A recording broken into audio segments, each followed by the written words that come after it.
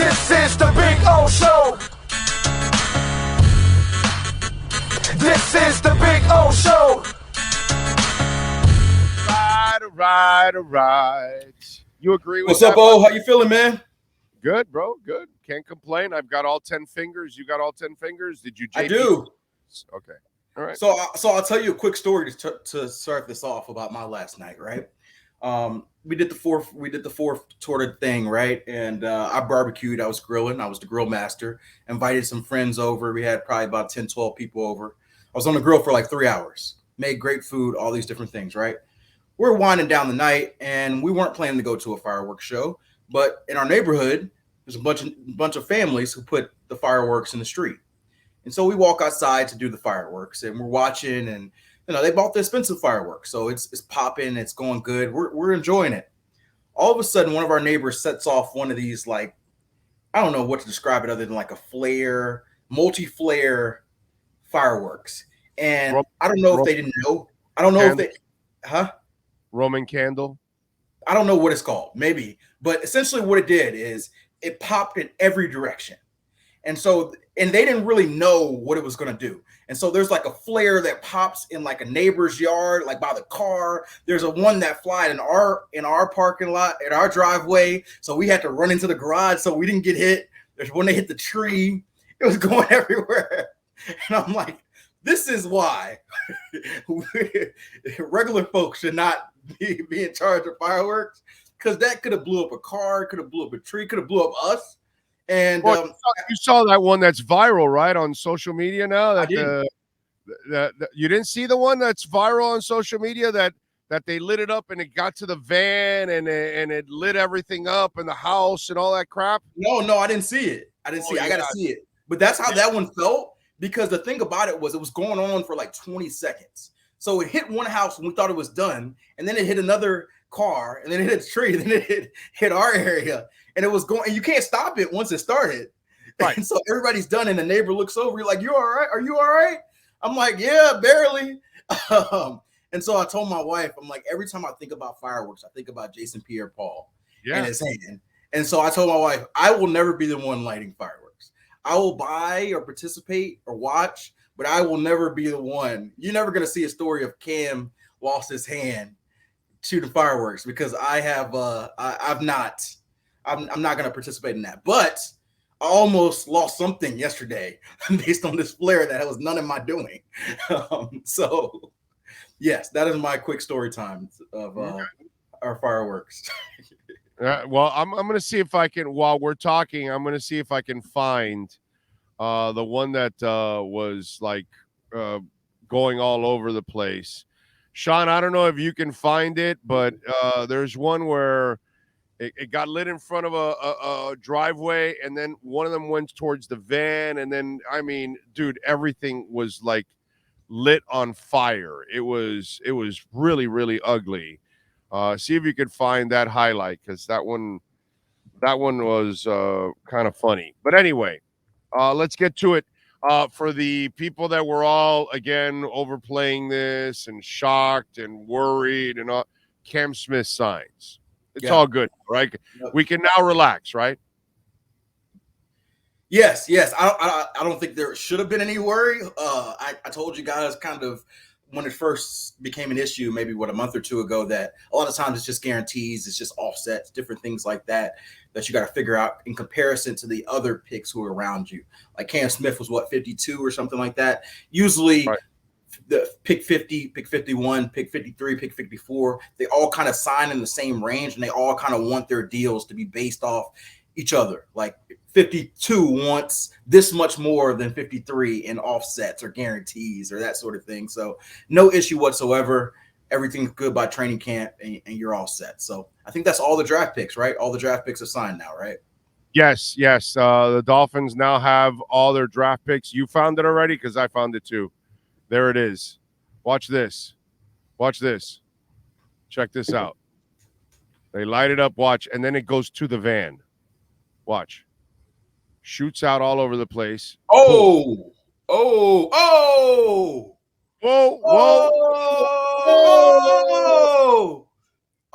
my goodness.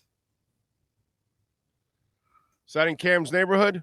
No. Oh, good Lord. Was that a fire? Yeah, it's a fire. That's a fire. Of course, that's a fire. I don't know if that was the firework. That's the family van on fire. It was on fire. The van was on fire. Well, after the fireworks fell under it, yeah. Gotcha. Yeah, there's something called the gas tank and shit, So, yeah. Yeah. Okay, I had never seen that before, so apologize for my reaction. But that was wild. Yeah. Ours was not that bad. I'll tell you that. No, ours was not that bad. God. Thank God. That's fire department shit you got to do right there. Bro. Holy moly, man. But anyway, just so the Cam Smith stuff, we're calmed down. Yeah, now. it was a non-issue before, but now it's done, and so now it's definitely a non-issue. Silliness. It's just language crap that they got to work through. That's the beauty of the rookie deals now.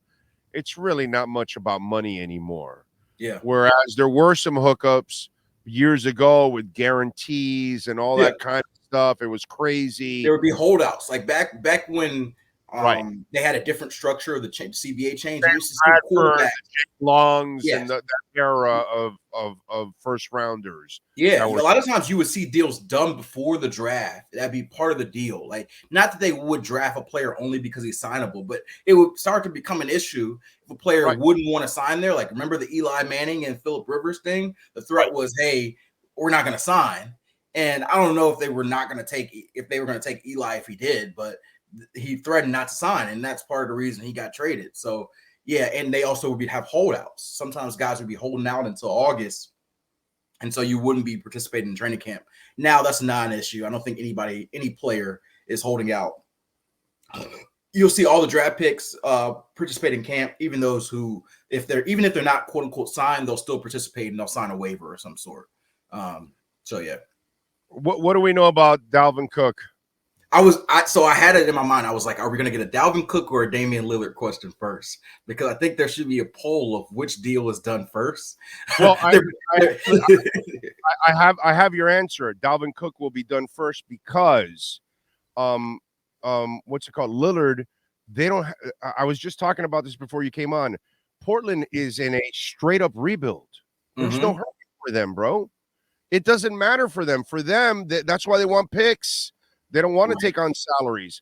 So for them, they just got to be paid. They're cool with expiring. You got to make the money work. But they want expiring deals.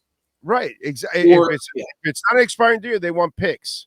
Okay. So then you've got to find a third and a fourth team so you can send Tyler there and the picks there and all that kind of shit. And then they'll be fine. But they're not in a hurry. Like Miami's trying to win a championship. Yep. Some other teams are trying to build to win a championship. There's no pressure on the Blazers. Yeah, they're not absolutely. And the thing is, the season doesn't start. So when does NBA season start? Late October. November. Yeah. So technically, nothing gets awkward until like when training camp starts in late September. Preseason September. Yeah. So that's 2 months from now. So why would Portland rush? And so you're probably right. Dalvin Cook probably does get done before it. If everything we're hearing is true, that he only wants to go to Miami. By the way, and I'm not just saying this because I'm a Sixers fan and won Dame. I have already prepared myself. I saw a comment in the box about it. I've already prepared myself that Philly's not going to get Dame. I'm not going to hurt myself this way. Dude, it's not a Philly thing. Yeah. He wants to play in Miami. That's what I was getting to. So I want to make this conversation here, and we can go back to Cook. I've already accepted that he's going to get his way to Miami, and that Philly's not going to get him. My issue is, and I get it, it's a players' league. The NBA has always been a players' league.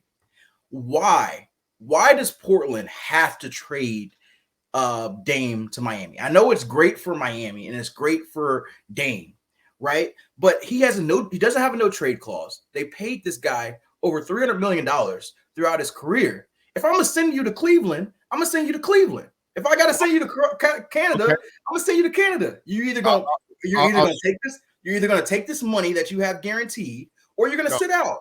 And it doesn't work like that. I was like, maybe I'm confused, but Dame you are. is not going to sit out. Let me explain why. That guaranteed money.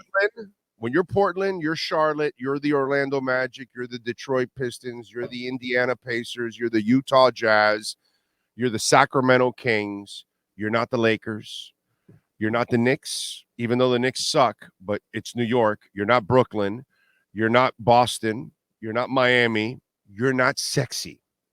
So you're talking about Philly, right? Who are you talking about? No, Philly falls into the same Eastern, Knicks. Yeah, I was like, they're in that Brooklyn. They're sexy. Yeah. They're sexy. But when you're one of the, I didn't mention Philly. Remember, I mentioned the real like obscure cities that aren't, New Orleans and shit. You're not going to get people to come to you, bro. Top free agents are never going to sign there with you. They don't care about you. Yeah. San Antonio got lucky because they were able to build a culture up from getting David Robinson and Tim Duncan and then hitting on Parker and Ginobili. So that's how they became a powerhouse in a small town. But right. none of these NBA cities, and if you're Portland and if you want to be sexy to a free agent down the line, you don't shit on the only star you've had. Okay. And so you've had 3 stars in your lifetime. Walton, Drexler, and now Dame. So this guy gave you 11 years. He gave you everything. He stayed loyal to you until he couldn't. He didn't pull an Anthony Davis on your ass and come out with a shirt that said that's all, folks, and that he wanted out. And he got his way to the Lakers, by the way, just like Shaq got his way to the Lakers, just like Harden gets his way. In the NBA, unlike any other sport, because the sport you cover, players don't dictate that shit. Owners dictate everything in the NFL. That's different. But in the NBA, the players, because they have so much control, will dictate everything. And then here's the other thing that you're leaving out. He has $216 million left on his salary. Yep. How many teams are going to take on $216 million? That is $216 million that will cross either 1 or 2 aprons. Now that I'm understanding all this bullshit now that they've thrown at me. Yep. So now those 216 may turn into 260 or 300 million. Yes. So if he's saying, I only want to play in Miami, how in the hell do you still trade for a guy that you have to pay for $300 million and doesn't want to play for you? So he's got you by the balls one way or the other. However you want it, you're going to do what Dame Lillard wants at this point. And if you're Portland, and if you ever want to be sexy, you want to treat this guy like gold and take him to where he wants to go, because then the next star says, hey, those people are class. They did it the right way. Ray Bork gave a great career to the Boston Bruins. Mm-hmm. They went into a rebuild. They traded him to the Avalanche, where he won a title in 2001 or whatever. The same Avalanche team that kicked our asses in 96, basically, with Patrick Roy. And so they gave him a chance. Zoe made nearly $50 million his final 2 years with Miami, and his contract was up. And I first said it was a trade. It wasn't a trade. They let him go. But there was a contract negotiation. The problem was he was just fresh off getting his kidney. Miami was in a crossroad. They would have to restart their roster and rebuild. So Zoe would be part of a rebuild with a new kidney. Here's Jason Kidd and the people with the Nets building up what they think is a monster. They want Zoe. So Zoe, for 2 years, played like 40-something games, made a bunch of money off of Mickey for doing nothing, basically, for 2 years. A lot of people felt, well, you owe them, stay, this, that. The Heat were like, they wanted him, but they understood, we're in a rebuild. He has a chance to win a title. The whole kidney thing, his window's small, go for it. It didn't work out for him, but karma has it that he comes back and helps you win the championship in 2006. Yeah. So, I think if you're a franchise, sometimes you're going to be in a position you don't want to be in, mm-hmm. but you need to do the right thing and you need to take the high road. If the guy was a dick with you the entire time and never wanted to play for you and it was constantly a battle, I get it if you want to trade him wherever you want.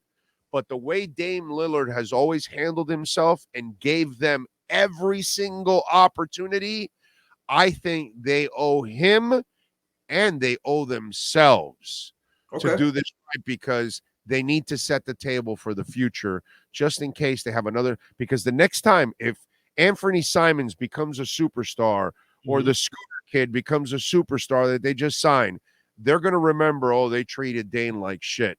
When my contract's up, I'm getting the hell out of here because they don't have any franchise tags in this league. I can get the hell out of here when my contract's up. So I've heard this argument and I understand it. You laid it out great. And for Heat fan, they're probably shaking their head. Yes, this is exactly why he does it. It's exactly why he do it. This is why you guys are all wrong.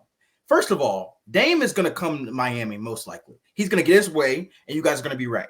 This is why it shouldn't be that way. First of all, let's go back. You mentioned 3 guys in Portland. You mentioned Bill Walton. You mentioned who else? You mentioned Clyde, and you mentioned Dame.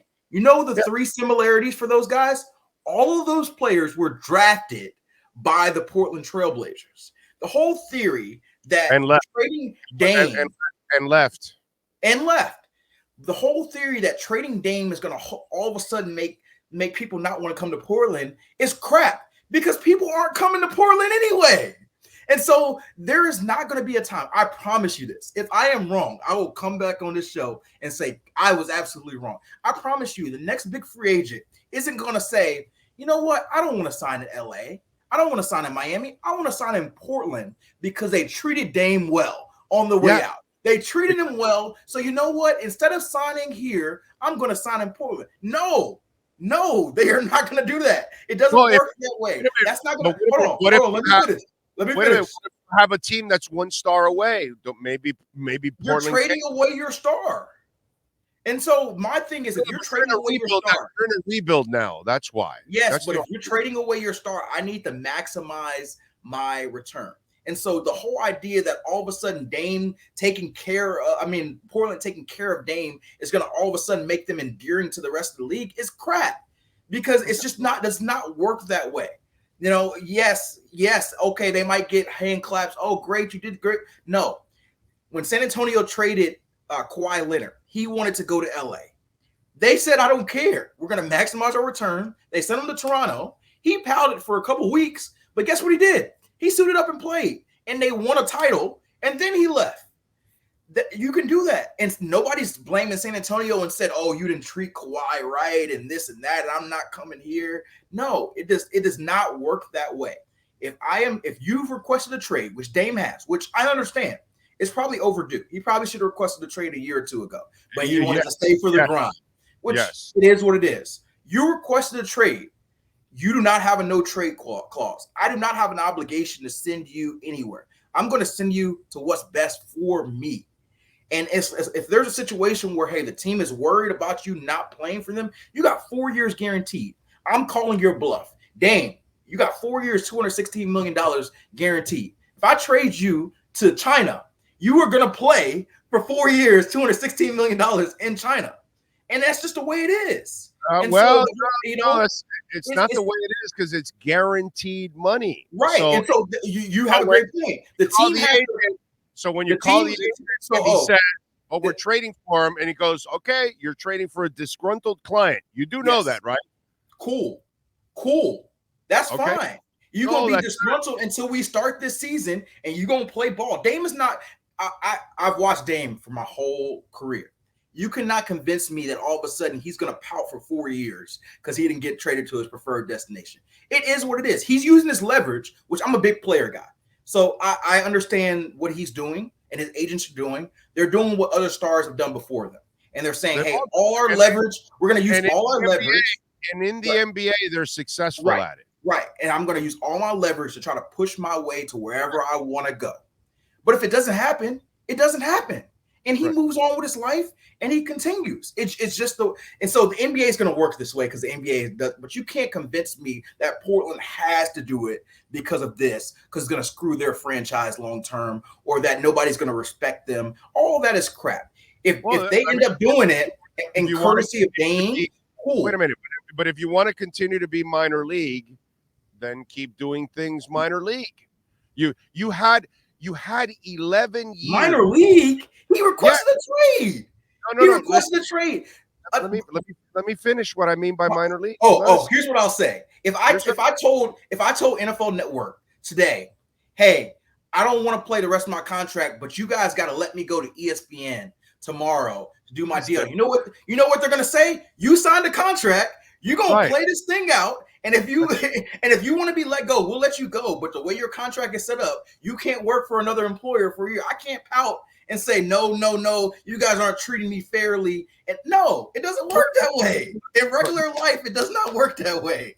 Okay, but hold on a second. Okay, regular life, but this isn't regular life. This is a superstar. And so this superstar has given you 11 years to build a team around him. You have failed miserably. Yes. He's looking around going, I don't have a shot at a title here. Yes. So I gotta you somewhere else. So if you want to continue to be minor league after you had you're lucky to have a number one star. Not a lot of teams get a number one star. You have a legitimate number one guy.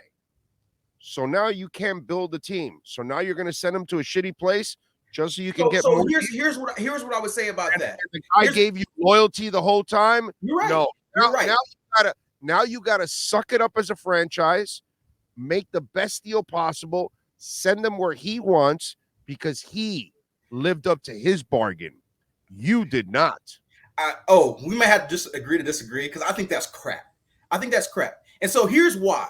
And this is not only about Philly, because like I said, I've given up the idea of going to Philly. The whole idea that you have to force yourself to one place is my issue. If Dame is saying, hey, send me to a contender, there are 7 or 8 contenders out there. Hey, all I want to do is get a chance to win a championship. He's saying there's only one team. No, hold on. Oh, let me go. There's only one. He's like, I want to play with my buddies. I'm friends with Bam. I'm friends with Jimmy. It's nice in Miami. It's great weather. No income tax. These are all great things. I understand why Dame wants to play in Miami. And trust me, if he ends up here in Miami, which I think he will, I will be happy because I get to go see Dame play in person a lot more. I think he's an incredible player. But there's no other situation where you force yourself to one place. If even in baseball, when they have their limited no trade clauses, it's like, okay, 6 or 7 teams that we can be traded to. If Dame said, hey, I've got a list of 4 or 5 teams that I think gives me the best chance to win, and I want to go to these teams, I would be a lot more understanding. He's saying, I want to play with my best buddies, and you guys are going to trade me to my best buddies, even though they don't have any assets, they don't have any things, just because I was loyal to you guys and you guys make it work. That to me is garbage, because there's more than just Miami's not the only contender that would want Dame. Brooklyn would want Dame. You would have other teams in the mix. Whoa. Brooklyn's not a contender. What the hell are you talking about? Okay. New York may want Dame. Philly may want Dame. Whoa. New York. The LA Clippers. The LA Clippers might want Dame. Okay, if they can stay healthy, right? Yeah, they might be contenders if they can stay healthy. And Boston might want Dame. You got Boston 2 stacks of injuries there and a choker named Paul George. Right. Okay. But these are contenders that Dame. These are contenders that Dame could make champions. And here's the other thing I would say about Dame. So far, you've only mentioned one kind of contender. So the Clippers, Philly. No, kind of. So contender. Clippers are kinda. Is Philly a contender? Well, they can't stay healthy. That's why I'm saying the whole issue is teams are trading for Dame so that they can win a championship. They're obviously not. But my point is, Dame still may not win shit with the Clippers, because if Kawhi's injured, it doesn't do you any good. I mean, it doesn't matter what Dame is doing. He's not going to win a championship. And then who else is available? What other teams are out there? Your Sixers? The Sixers are in the mix too. That's a contender with Dame. Yeah, they're in the mix, I guess. Right. Yeah. The Boston, as much as I hate Boston, absolutely, they get Dame. They're certainly a contender. That's 4 teams right there. And so here's my other thing on Dame, because like I said, it's weird. It's weird for me to be on this argument because I'm almost always pro player. But I hope Dame gets what he wants. If he doesn't come to Philly, go wherever he wants. Dude, they all get what they want. It's the my NBA. issue is the whole idea that everybody has been selling and that everybody's been accepting. I understand why Miami accepts it, because it helps them. Like every fan, if it helps you, it makes sense. But Dame signed an extension with Portland less than 12 months ago, coming off a 27-win season. They had 27 wins, and he signed an extension because it made money sense for him. And so he did that to maximize his money. That's why he has 4 years guaranteed. And so the whole idea of, oh, you're forcing him to play where he doesn't want, this is a slave mentality. If Dame wanted out, he shouldn't have signed the extension. He should have signed the extension 12 months ago. Dude, less than 12 months ago. You're not getting what this league does. What's it called? Beal just signed his deal and then got himself traded. Anthony Johnson for the Timberwolves just signed that deal. And a year from now, he'll get himself traded. That's what they do, bro. They can only get that max deal with their own team. So what they do is they sign the max deal with the crappy team, and then they wait a year or two and say, oh, I'm unhappy and I want to get out of here. The agent and the player know that. That's kind of part of the plan. Right. And the NBA is worked this way. The NBA has worked this way for a long time. And it's going to continue to work this way. And I'm just telling you why it's silly, because the whole idea of I want out. If I get drafted to a place and they're not winning, they're not doing what I want them to do, then the idea in most sports is I'm just going to go to free agency and then take my chances signing wherever I want. That's the whole point of free agency. All these players, like Dame has signed 3 or 4 extensions with Portland. Right. And now he's like, you got to trade me to this specific team.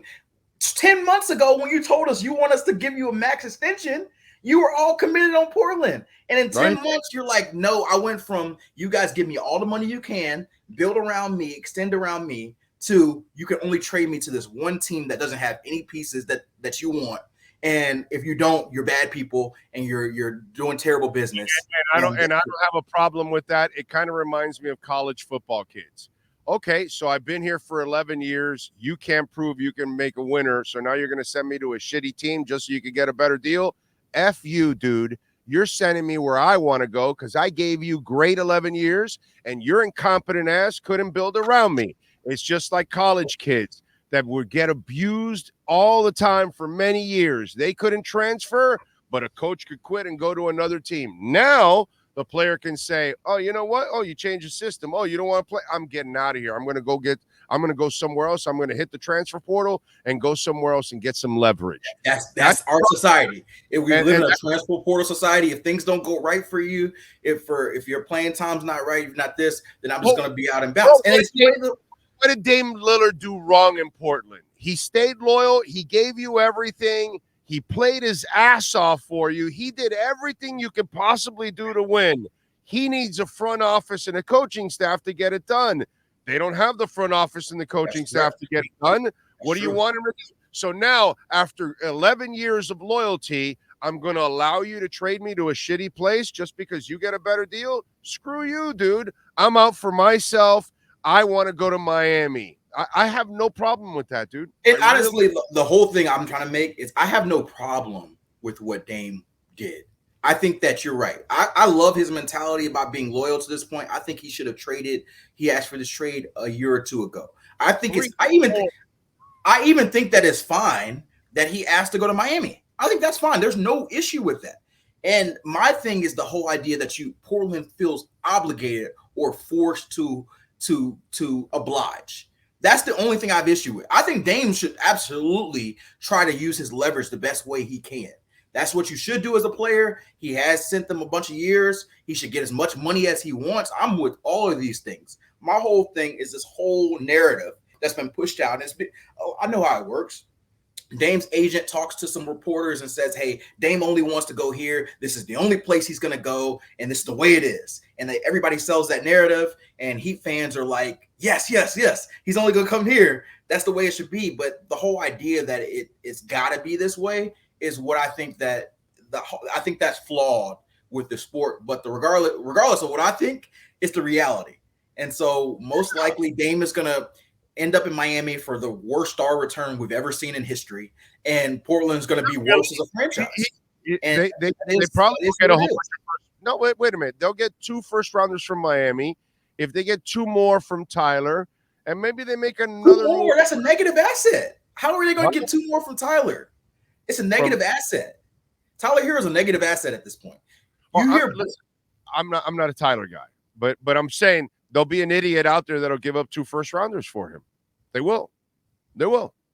Somebody will give up 2 first-rounders for him. Okay. Because the young player that has a lot of potential. And even though I think he's soft and, he breaks down too much for my liking, but whatever. Props to the Heat. If they get 2 first rounds for Tyler Hero, props to the Heat, because that is an amazing deal. Here's my thing for Miami Heat, because I want Jimmy. I told you this before. When you're not a free agent team, this is how you acquire players, because now they're under your control for several years. And so it'll be a better player than you normally draft or whatever it is. So that's why you're able to move some, because when you're in Utah or you're in Indiana or something, you're not going to have free agents. So you're going to have to trade for those kind of young players so you can then control them for several years. I understand that. I just don't think Tyler Hero's the player that they're going to trade multiple first-round picks. But I could be wrong. Like I said, I do not report in the NBA space. Who do you think it is? Huh? Who do you think it will be? I don't know. Another player who's better than Tyler Hero that plays defense. That's not a one-way player. They don't have that. Jordan Poole just got traded. Essentially, they gave him away as a salary dump and actually had to give ass. To me, Jordan Poole and Tyler Hero are probably similar assets to me. Yeah, well, except Tyler's not a problem. Jordan Poole was a problem. That's the thing. Jordan Poole had an attitude, and nobody. That's what you said. I don't know. I don't know if you read the story, but apparently nobody got along with Jordan Poole on this. Gotcha. I do remember Draymond socking him, but I didn't. Like I said, I don't report in the NBA space, so maybe there was some extra stuff there. No, I just read this morning that apparently nobody was a fan of Jordan Poole in the organization. Okay, that's fair. Who knows? That's new information for me. A little too full of himself, and they were kind of tired of his act. That's not the issue with Tyler here. Tyler's actually played well. My issue with Tyler is actually he's too fragile. That's my problem. I was going to say, I will say, and this is not for all Heat fans. I will say it's interesting that when playoff time came around and the Heat were making this incredible run, I talked to a lot of Heat fans that were quietly and sometimes loudly like, you know what?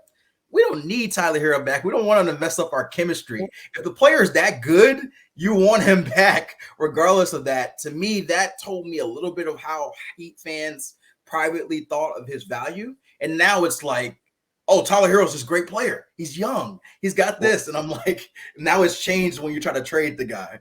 Common sense. I mean, if I tell you common sense, Caleb Martin or Tyler Hero, who would you want? Caleb Martin. He's a two-way player. You got to have – I want two-way players in the NBA.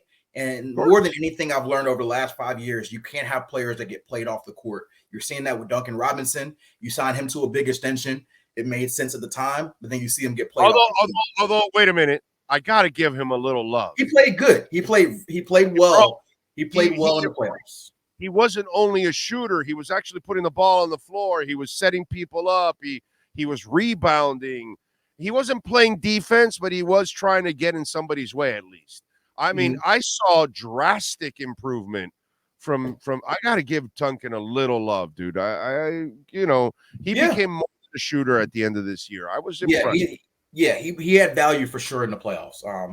I think he might be tradable now, actually. I think he might be tradable now. Because he's tradable, but you're also not getting 2 first-round picks for Duncan Robinson either. You might get a first round. Let me tell you something. If you're a team that's pretty good and you need a shooter and it's a late first rounder, why wouldn't you give that up for Duncan Robinson in a heartbeat? That you can have one of the shooters in the NBA and lock him up for the next 3 years because he's under contract for 3 years. Yeah. I think you could get a first rounder for Duncan. I think you can get 2 first rounders for Tyler from certain teams that may need something like that. You may be right, but I also will say, and I do this personally as a fan, typically you overvalue your own players. Yes. That's typically what the value of that. I do that myself. As a Philly sports fan for most teams, I overvalue players, and I got to remind myself that. I think Miami fans probably are doing this a little bit too.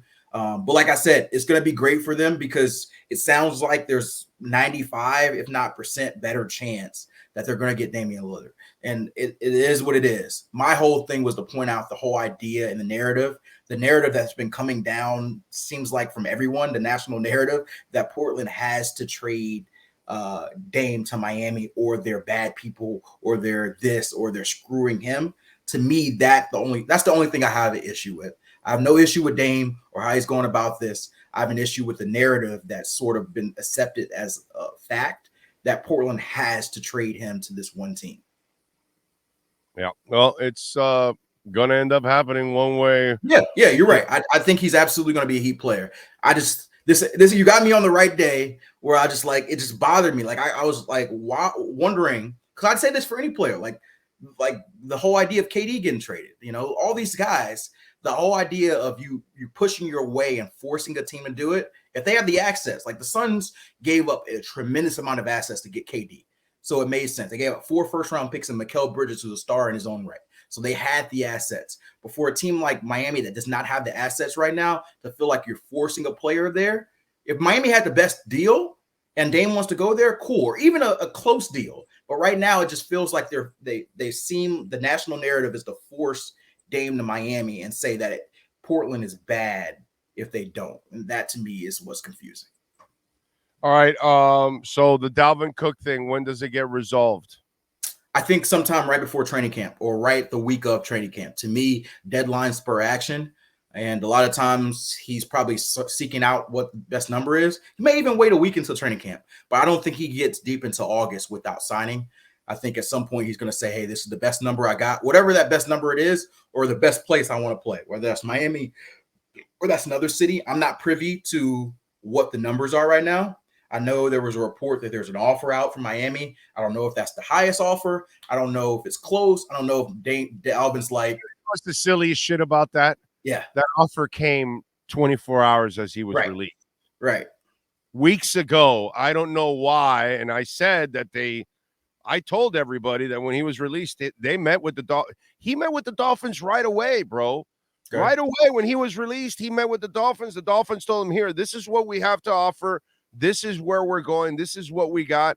And he was depressed, because the money's not close to what he was making. Mm-hmm. And I think he's been shocked that nobody is offering him anything close to what he was making, or nobody's saying, yeah, no, come on over. We'll give you the 20 carries per game. To me, that's the money is obvious. The part that I think, I don't know why he is shocked or why he would even attempt to do this. At this point in the season, you don't go tell a team, oh, I want 20 carries, because they've got a plan in place already. They went through free agency. They went through the draft. They have their plan in place already. Mm-hmm. It's they're not going to alter it just like that. You know what I mean? So wherever he goes, he's going to have to share. Now, could he become the guy that gets 20 because he just gets better and better and he's Dalvin Cook? Yeah, that could happen. But nobody's going to commit to him the big money, and nobody's going to commit to him the 20 carries a game that he wants. Right. I think his roles changed, and I think it's completely unfair what's happened to running backs. But just like the NBA thing, to me, it's comparable topics. I think it's unfair how running backs have been treated. The league does not care what I think. The league has made their values of running backs, and it is what it is. Just like I think it's probably unfair that everybody in the narrative and agents have forced Portland to trade him to one team. It is what it is. That's probably what's going to happen. But it's not us. It's the system. That's what I'm saying. Maybe the system. The system has told us running backs don't have value, and the system is saying we're just telling you what's going to happen. You just refuse to fight it, and you want to go against the wave.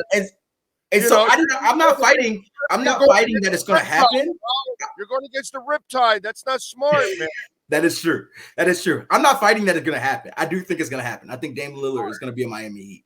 I have very little I'm fighting the narrative that Portland has to do this or they're bad people. To me, that's the silly element of it. But anyway, on the running back thing, as running backs have got older, their values have declined, and now it seems like more than ever, almost every team's going to a multi-back system.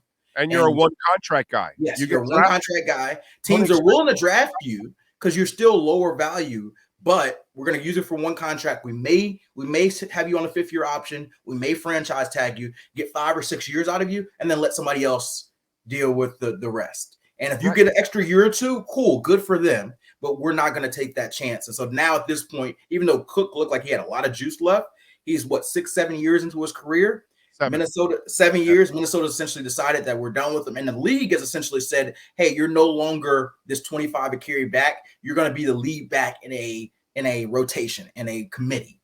And to a lot of teams, that's a $5 million max role if you're the lead back in a committee. And he's still thinking, "I'm a $10+ million running back." Listen, when Derrick Henry is still available, I'm not surprised Dalvin Cook can't find work, bro. That's just, I'm sorry, because if I felt that I'm a running back away from winning a title, I'd do anything to trade for Derrick Henry and just bring him on my team and just say, okay, that's it. I bring the ultimate difference maker, the ultimate mismatch at running back in the NFL, right? In the last 25 years, there's been no bigger mismatch at that position than that guy. And nobody trades for him. Nobody. Yeah. Think about that. Derrick Henry's an incredible player. He's making $12.5, $13 million. And I think that's probably the max that you'll see a running back sign for in a long time. And I want you to go look at his stats. The sumbitch is smart, because I don't know what he did last year, but he manipulated it to a point, or they did it or whatever, but he caught more balls than he ever did in any other season. And I don't know if he kind of anticipated it and was probably, hey, throw me the ball, because maybe he thinks time was coming and he wanted to kind of, hey, when I hit free agency, I could catch the ball. Look at my stats. And so he actually caught the ball more last year than he ever did, besides being a beast running the ball. But to me, that's the guy that if I'm a team that's that close, I'm getting that, and nobody touches him. Value of running backs change. And it's crazy because I think more than any other position in football, the public's value of a position is different than front office's values of a position. Because we look at it and we say the running back touches the ball most times more than anybody other than the quarterback. And some teams, like Tennessee, Derrick will carry the ball more than Ryan Tannehill will throw the ball. It's a rare situation, but he does from game to game. But teams consider that position replaceable. They consider the gap between replacement level $1 million a year running backs and the gap between a Derrick Henry smaller than it is for any other position. They think the gap between $1 million receiver and Tyreek Hill is like this, and the gap between a replacement level running back and Derrick Henry is like this. And that's what they've decided. And just like we talked about with the system is what the system is. We can tell them we're wrong. We can tell them Cook is this. Miami should play this to make sure they get them. But they have their value, and we will see in the next 3 or 4 weeks, maybe 5 weeks, if their value is high enough for him to come on. We'll find out for sure. All right, follow him on Twitter at Cameron Wolfe. Catch his work at the NFL Network. And we'll talk to you later on in the week, my friend. Glad you have all 10 digits. You'd be good out there. All right. Sounds good. Later. There you go. Cameron Wolfe. Call my friends at KSDT CPAs. They know how to get it done. They are just absolutely amazing, folks. Whether it's your personal taxes, your business taxes, they can help you. If you got to do your will, they can help you. The amount of services that they provide are absolutely endless. Year-end tax planning. They can, of course, help you out with payroll. They can help you out with business management, healthcare advisory, property management, wealth management, valuation. They do it all. That's why I'm telling you, you need to call them. We've got 3 different offices in Dade, Broward, and Palm Beach counties, one coming in North Carolina. There's some other expansion going on. 305-670-3370. You can listen, we got the QR code right there, so you could use the QR code wherever you're at in the country. You can do it, man, and reach out to them. Tell them that Big O sent you. So if your business, you want to get ahead and you want to, maybe see how you're planning ahead with your business and how the market is moving and finances and banking and all that kind of stuff, and you want to know where you think you'll be 6 months, a year, 2 years from now, they can help you plan ahead of time, folks. So call the people at KSDT CPAs. And if you're selling your business, they can also tell you how much it's valued at too. 305-670-3370 for KSDT CPAs.